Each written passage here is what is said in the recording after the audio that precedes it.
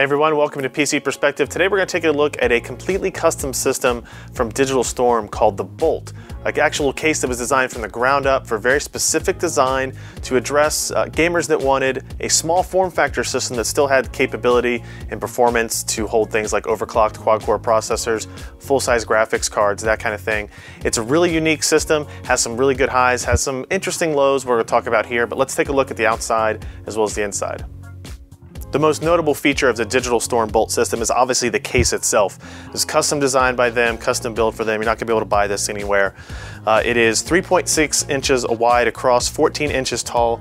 Obviously the goal here is to try to maybe not give it the exact size. You can tell this is the current gen Xbox 360, but the idea is to give it the same kind of form factor, the same kind of feel to it in that fashion. And they do a pretty good job in terms of look and styling and feel.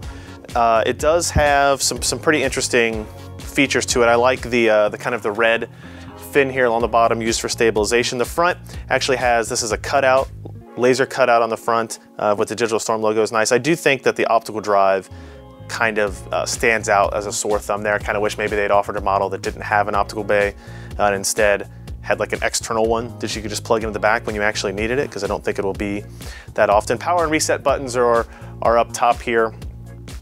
We've got, if we look at the sides, we've got air vents here. This is actually the graphics card is behind this, pulling air in. And if we swing around to this side, this is actually where the CPU air intake is. On this side here, you'll see we've got two standard USB 2.0 ports, two USB 3, and your audio front panel connections. Around back, we will find kind of what you're used to seeing on a case. It's a little bit more interestingly laid out, right? So here's your back panel connectors for the Gigabyte Z77 motherboard. You've got your standard audio, you got dual Ethernet, and this is for the integrated graphics. You've got your Wi-Fi connections for the antenna that ships with it. But here's your graphics card. So you can obviously tell that there are some complicated PCI Express riser cards involved in getting this PCI Express card to be plugged in here. So it is a full-size dual slot EVGA GTX 660 Ti card, and that's great. Great performance there. This is kind of what makes the system a little bit more noisy than I like. This is the power supply right here. This is a standard kind of a rack mount server chassis 1U power supply. It's rated at 500 watts. They claim that it is upgradable, so standard 1U power supply will fit in here. And as you can tell, this tiny fan is what makes the system a little bit too loud in our opinion. It's hard to get around that without maybe designing a power supply that is larger, specific to this design, and they wouldn't want to do that in order to keep costs down. To get inside the case, even the fact that there are screws all over the design here, including on the top of it, to get inside, all you really need to do is take out 4 screws, 2 at the bottom and 2 at the top, and then we'll go ahead and do that and show you what you get on the inside of this design. So we've taken the screws out. We're going to go ahead and take the top off. It comes off fairly easily. Make sure you don't hook up with any of the wires and that kind of stuff, but you can access to the entire inside here. So let's take a look at what we've got. This is obviously your 60 gig Corsair Accelerator SSD. This is your low profile, but still very efficient cooler. It's also pretty quiet. Here is the 1U power supply. It's from Sparkle Power. You've got I think you've got 2 DIMM slots here. They're full. You can see the power cable routing. There's a little bit more involved in that. They had to use an extension or 2 in order to get things around and wrapped up the way they needed it to here. And on this side is where you see the graphics card, as well as the power cables are kind of plugged in up here. So we actually had to replace the graphics card once just to see how it worked and all that kind of stuff, and it was kind of a little bit of a pain to do so. You got the back of the motherboard here, so if you decide to change the cooler, you can actually do that. And it might be a little bit difficult to see. We'll show you a little bit of a close-up, but the PCI Express riser card actually plugs in at this angle, and then you have the perpendicular one that comes across this way. So I guess technically there's 2 risers inside of that, 2 separate connectors, which makes a little bit of a pain, but it is fully accessible. If you want to, you can take this all apart, replace it with a different Mini-ITX motherboard.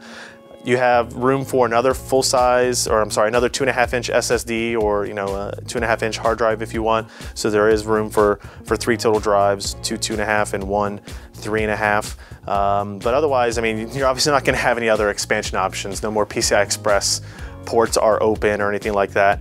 But you see that this is not the smallest you could possibly make a system with this much power, but it's pretty close. There's not a lot of empty space anywhere to be found.